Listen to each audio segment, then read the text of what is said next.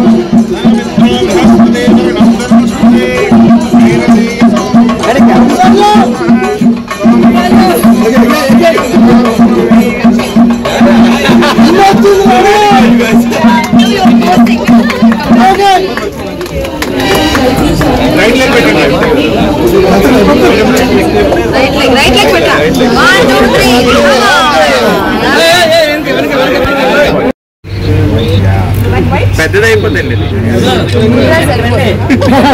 మనోడికి పైన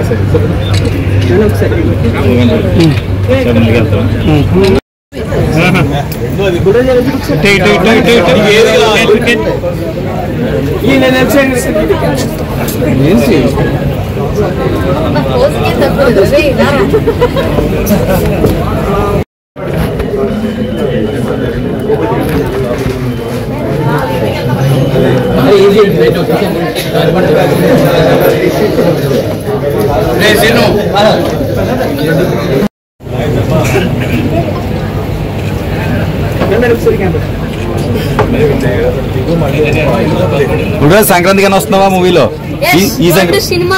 ఏంటి చిరంజీవి గారు, నవీన్ పోలిశెట్టి గారు. ఓకే, చూస్తారా?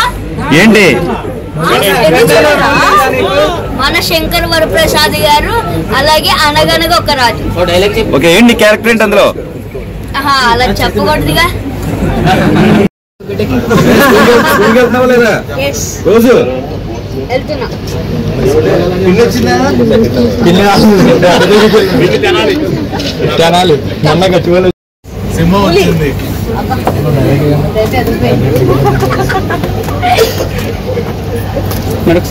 మరి కెమెరా Hey,